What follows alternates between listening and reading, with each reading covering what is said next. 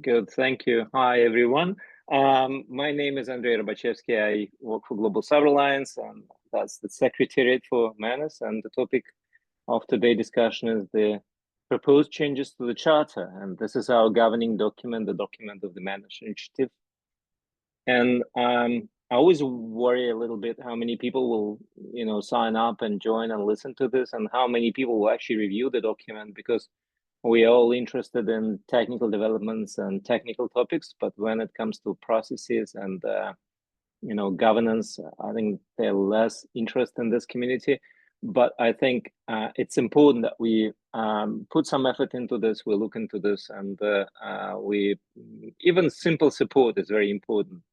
I'll talk a little bit later about the process, how we're going to adopt those changes. And there's some also important milestones that require your attention. So really, relying on your energy and your contributions.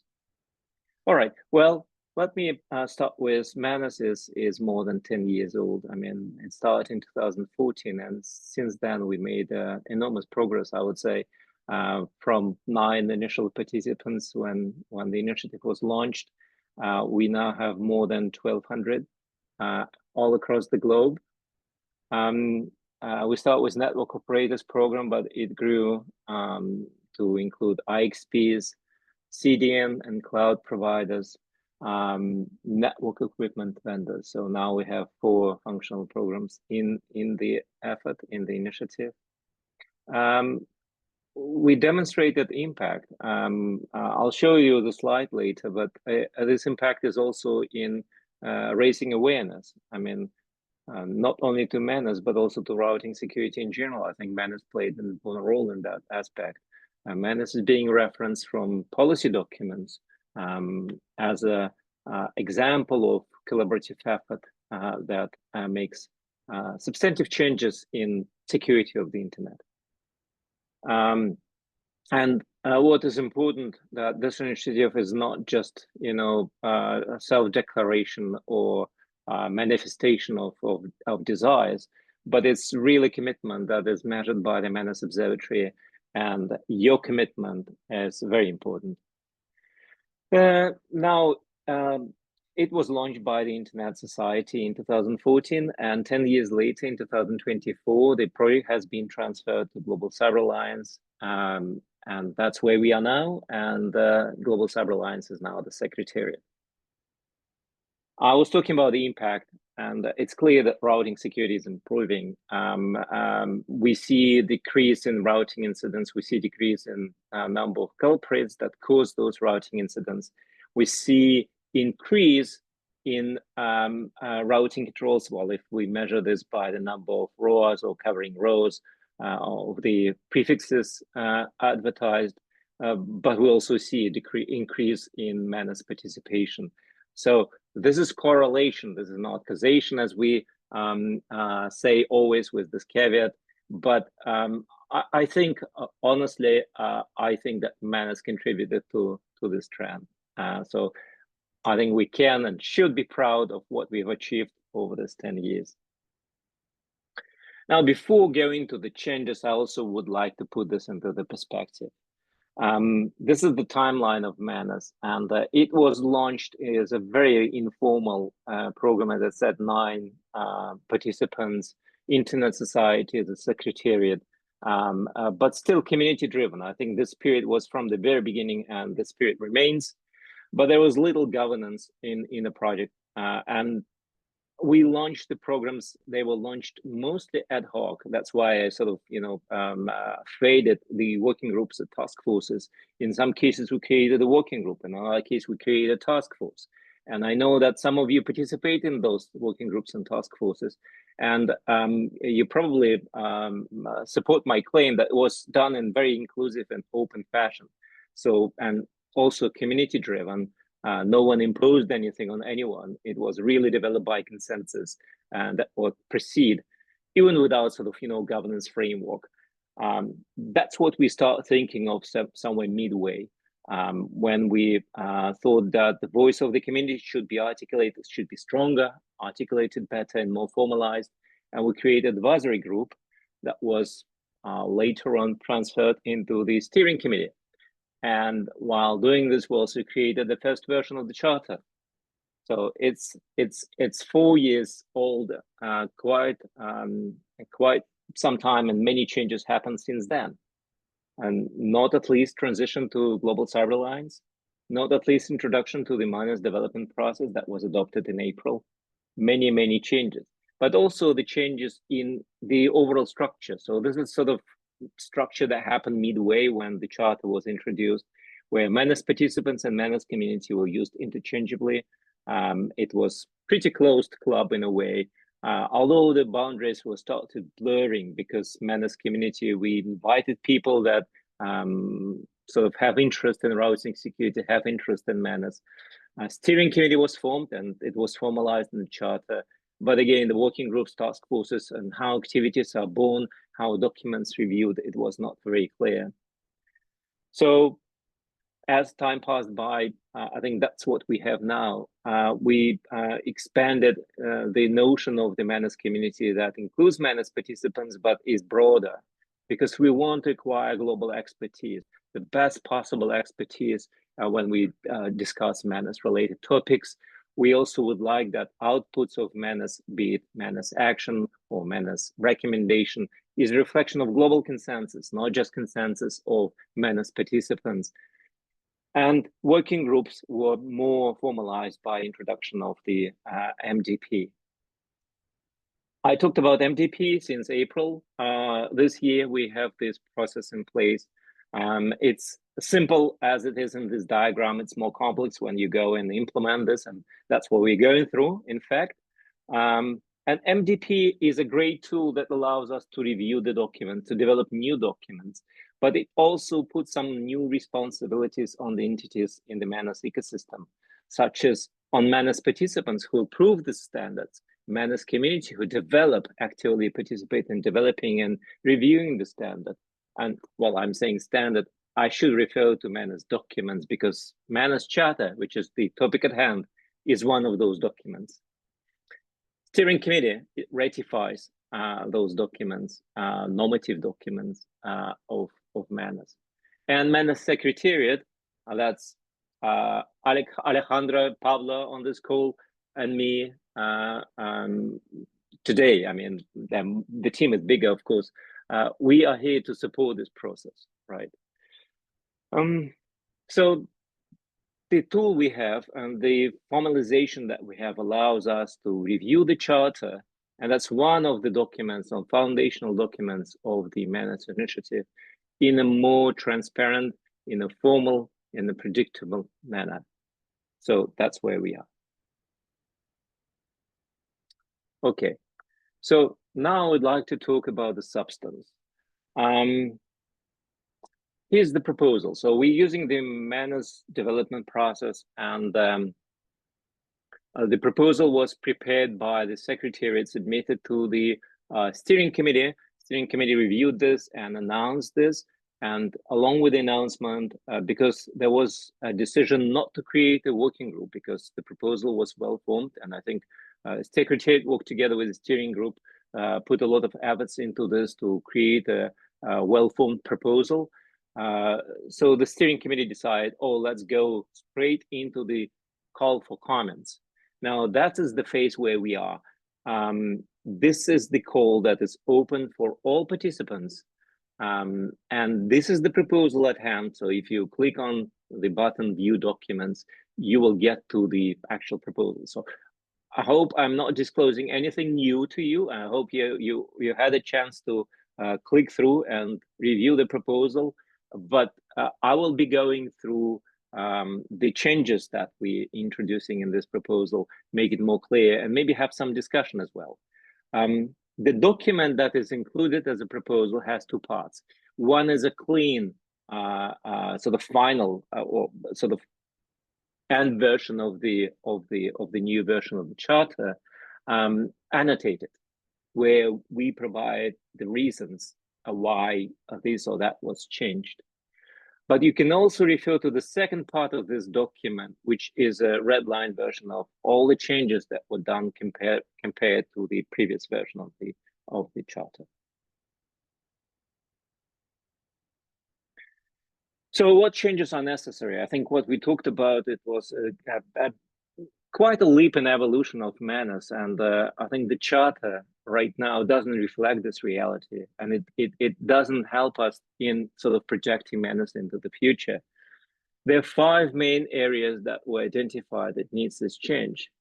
First of all, the governance. I mean, how we make decisions, what are the roles and responsibilities of different entities in the manners ecosystem. They have changed enormously. Community activities. That part actually was not very well articulated in the charter. Who is responsible for initiating, for proposing, for participating in this community activities? How are they conducted? So that part needed more attention and more substance. The MANRS Development Process was introduced. It's not in the charter, but it plays an important role because it outlines new roles that entities in the MANRS ecosystem play. It also clarifies the things how we review the documents and how sort of different activities are created. For instance, how a working group is created. So MANRS Development Process should be somehow referenced from the charter. Audit and participation. I think with 10 years experience of audit function, with this experience, we know that we need to maybe align the roles different parties play. Like steering committee, if you look at the charter, it has very operational role, which is really not feasible because this role is really fulfilled by the secretariat.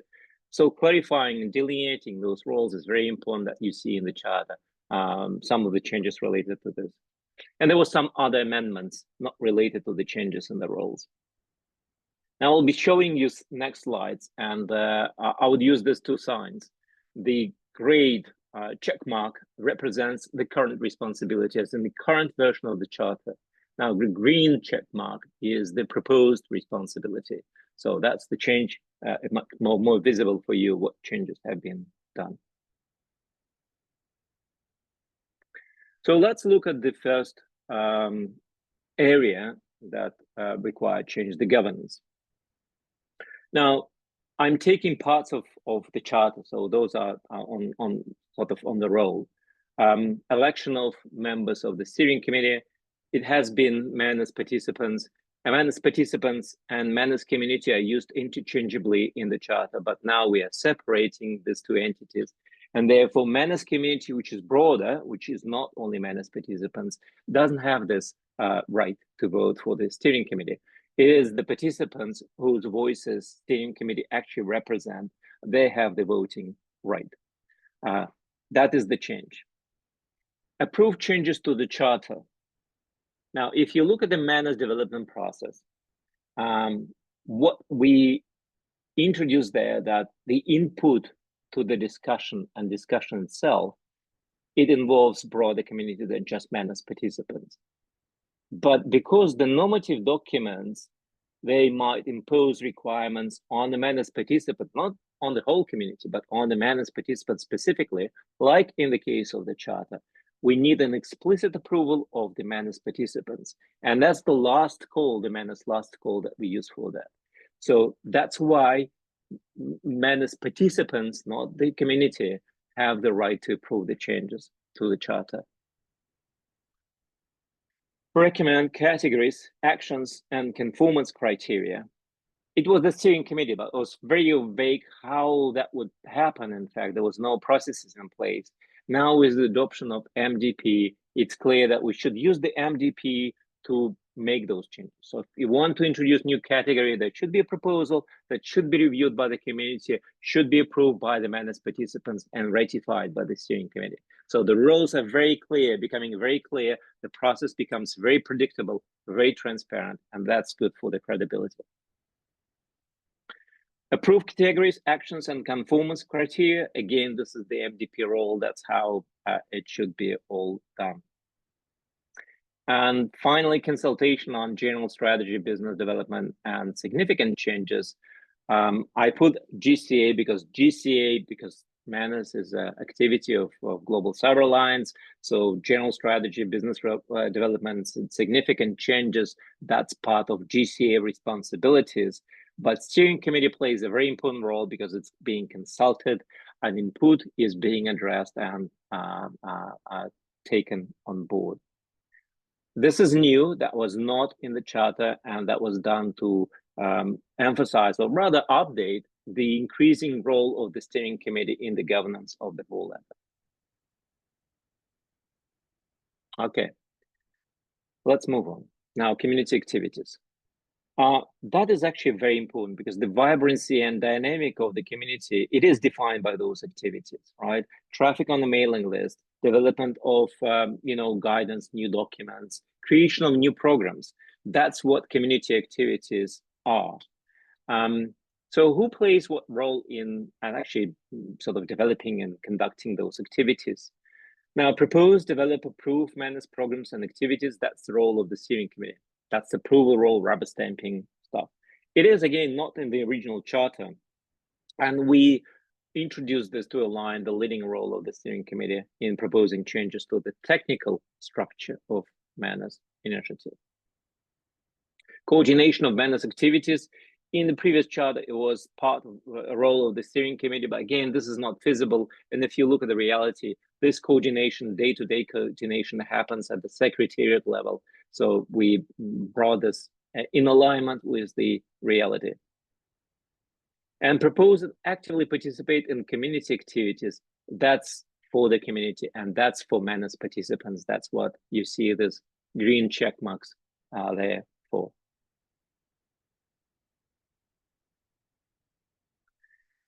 MANRS development process. Now this process, as I said, was adopted, and now we are using it in reviewing the charter.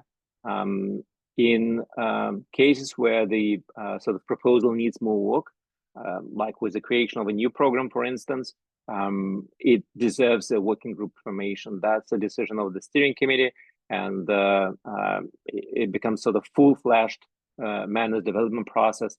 So approval of whole group formation, that the steering committee decision, and that's their role. Ratifying MANRS standards, that's again the role of the steering committee. Approval of MANRS standards by consensus of voting.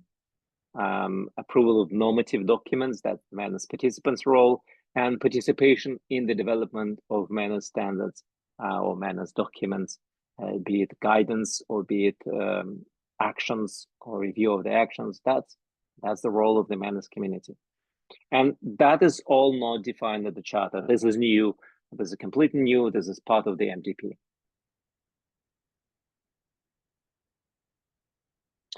Now, audit and participation. So this is the operational part, the sort of what happens under the hood of the MANRS initiative. In the original charter, steering committee was tasked with supervising audit. Again, this is really not feasible with the sort of, the amount of applications and processing that would create enormous overhead. So that role was taken away from the steering committee. Instead, steering committee got another role, more important role probably, as an appeal body. So if applicant has a problem with the decision by the MANRS secretariat with regards to audit or with regards to MDP, for instance, process, they can appeal to the steering committee, and steering committee will review that claim or that complaint and make a decision. Suspension or termination of participation, that was a role of the steering committee. Now, as in the proposed charter, this is the role of GCA. But again, that decision of the secretariat to suspend or terminate participation can be appealed to the steering committee. Now, suspension, that's a tricky one because we have no experience and we have no process how we suspend or terminate participation. So this is a theoretical line now because without a clear process, probably adopted by the community, we cannot suspend MANRS participants. So this is not currently in the MANRS initiative, although there was in the charter. So this vagueness, we need to resolve this somehow, but for the time being, in this version of the charter, we align those roles this way. Approve suspension of participation. Again, this is the role of the Secretariat. Secretariat, based on clear criteria developed by or agreed by the community, by the MANRS participants, GCA makes this decision that can be appealed.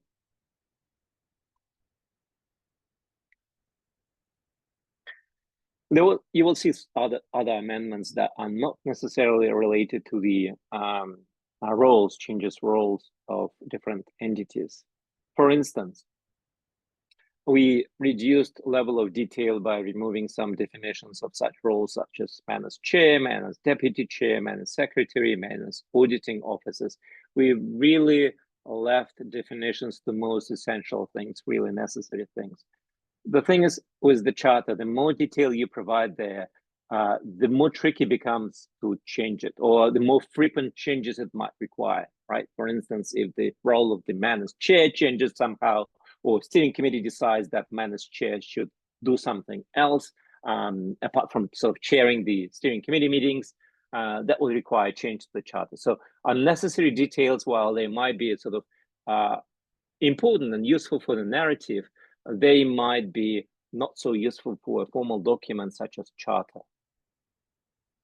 We removed definition of advisors. I mean, those advisors were really never used, and their purpose is unclear.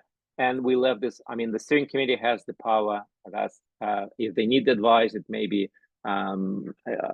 sort of obtained in many different ways under the discretion of the steering committee. Steering committee can make decisions, can create their own processes, how they tackle different issues. We don't need to sort of make a rigid requirement in the charter for that.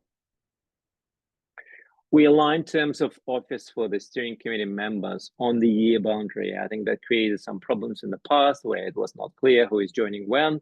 So now are irrelevant on when the election happens, whether it happens in November or happens in October, for instance. The actual term of newly elected members will start on the 1st of January next year.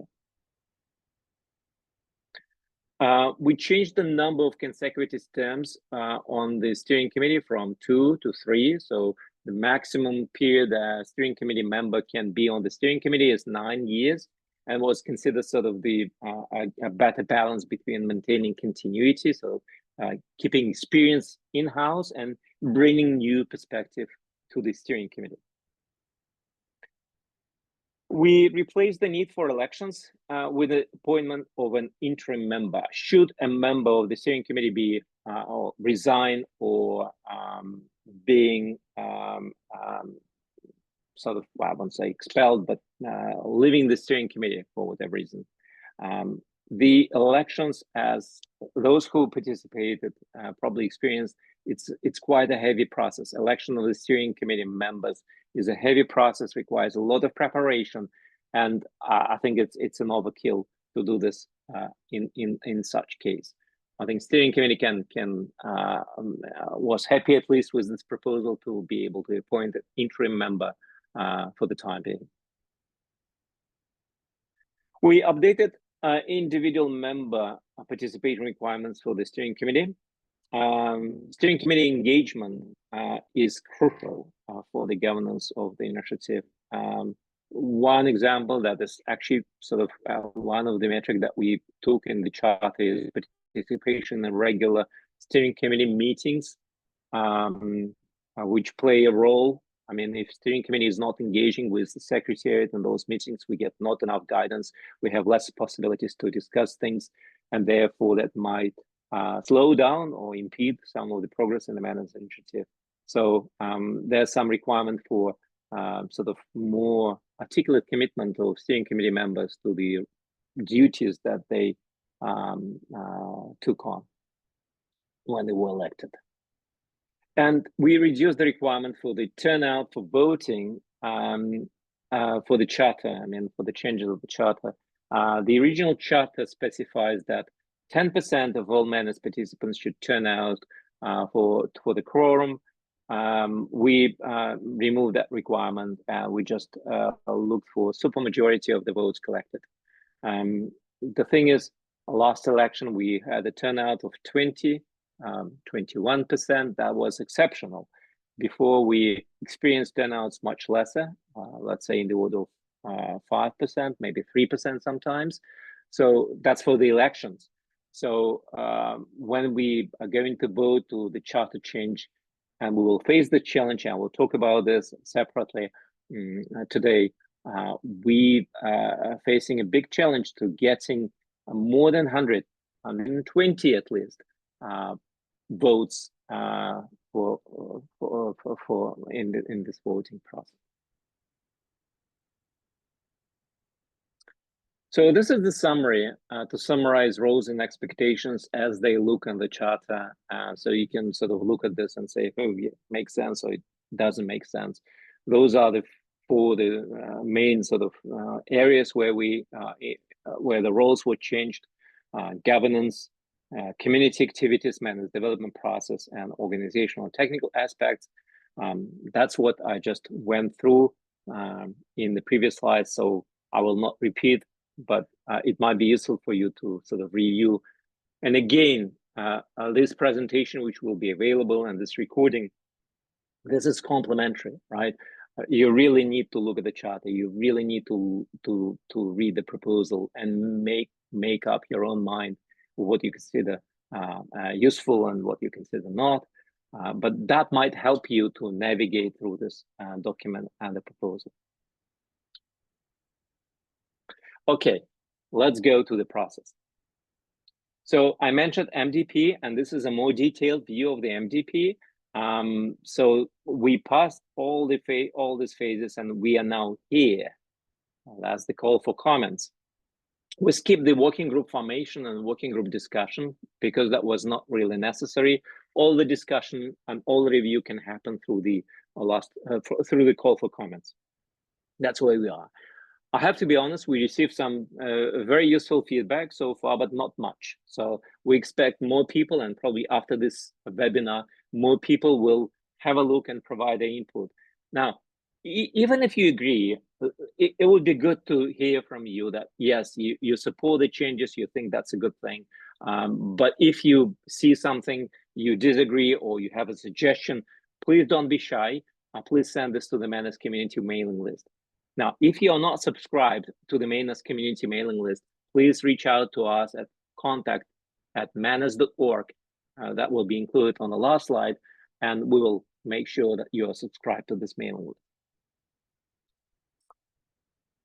We don't have much time. The call for comments ends on July 1st, so it's what, a week? So please, and we appreciate that. I mean, we're asking for your time, for your resources, but I think for the MANRS initiative, it's very important that community members and MANRS participants specifically look into this document and become comfortable with what the changes we are suggesting.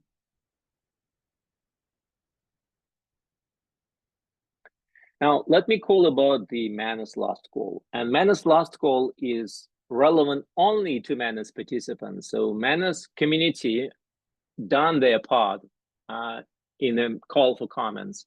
Now it's up to MANRS participants to actually prove whatever changes were incorporated in the final draft of the proposal. The call will last for 2 weeks, starting from July 9. So we will take 1 week, Secretariat, to incorporate all the comments that we receive through the call for comments. And we'll release a new proposal, new version of the draft proposal, which will be put for the MANRS last call on July 9. No substantive changes. Minor editorial tweaks are possible. So if you see, well, comma is missing or a dot on the I, that can be fixed. But if you would like to suggest something more substantive, that would not be possible, because we will open the voting from the very beginning, and voting on a moving target is extremely complex. So we have a binary, basically binary choice, whether you support this, whether you're not support this change, or whether you abstain. That's the third option, of course.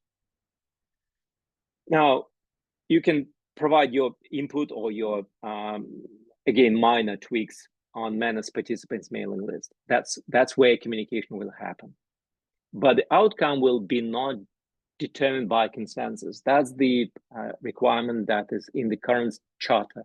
Current charter says the charter may be amended if at least 10% of the total number of MANRS participants vote within 28 days of an amendment being proposed, and at least 2/3 of the total votes received are in favor.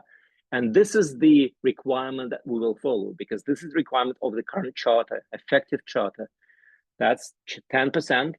So please pay attention. Please show up at the voting. And that's 2/3 of the total votes should be in favor. So the voting will start from 9th of July and will go for 2 weeks till the July 22nd. We'll send you the voting instructions to the MANRS participants mailing list.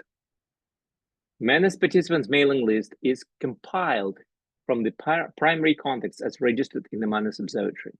So only those contacts will receive ballots and can vote. The choice is, well, I'm in favor, I'm engaged, and I think I abstain. So there are 3 choices. Apologies for this.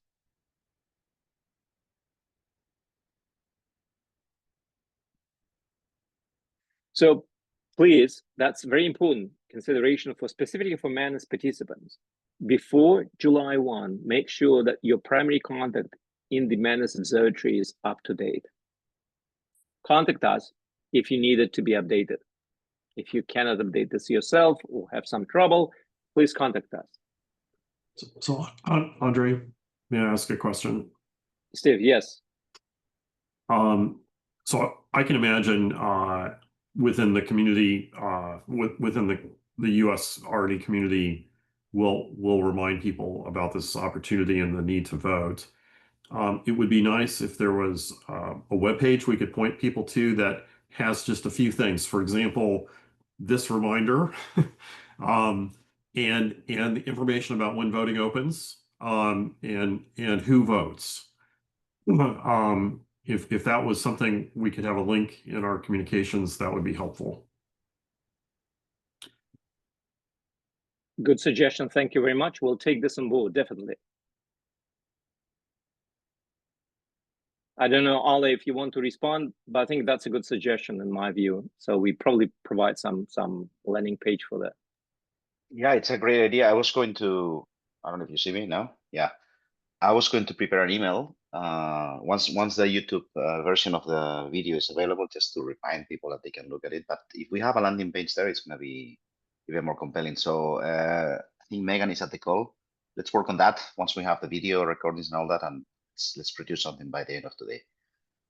That's a good idea, Steve. Thank you. Thank you. So yes, and of course, review the proposal, participate in voting. So 10%, and I agree, we need to put all the efforts. Also, I mean, people on the webinar now, probably one of the most active people that have some interest in this process and the chart review.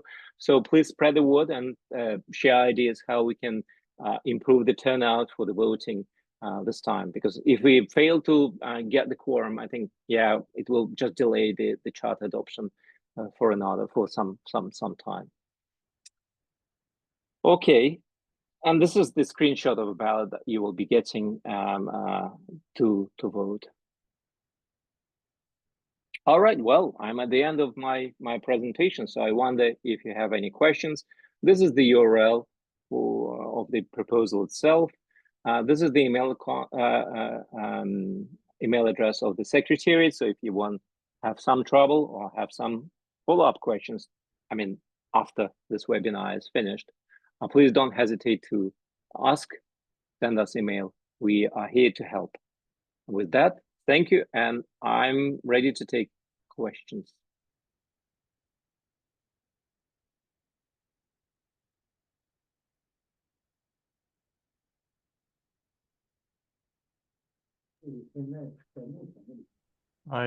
Andrei, George here. So I sent an email, I think it was yesterday, with comments about the MANRS participants categories, because I think it's important to keep these groups there, in order to show the that the history, and I think that's important to also mention these programs, since they are already it's important parts in the MANRS activities. Yes, Georges, we saw your mail, and I was going to respond to you. The reason we deleted these programs is, the thing is, suppose we create yet another program. If we include the programs in the charter, that will probably require another update of the charter. So that's something we probably don't want to do, because it's a heavy process. But I think what, in my opinion at least, you bring up a very important problem in the proposal, and that is the MANRS participants in the current version, the proposed version, are not well defined. In the current version, they were defined by the mentioning of those programs, like those network operators, the XP operators, the CDN cloud operators. So for people, it was clear who MANRS participants are. If we delete those programs, remove them from the charter for extra flexibility, I think what we need to do, we need to provide a definition what MANRS participants are, that they are not banks, that they are network operators of different sorts that participate in inter-domain global routing system of the internet, something like this. So I was going to respond not as a sort of decision, but as a discussion point. But thank you for this input. Okay, thanks.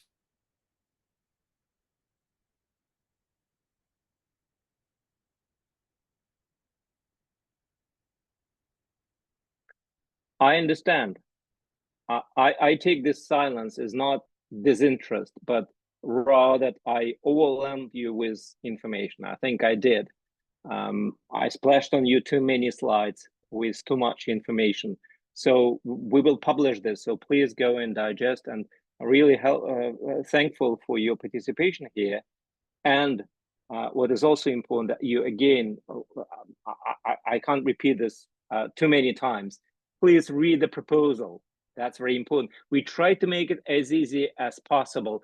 It's still maybe a slightly boring exercise for a network engineer, but please make an effort.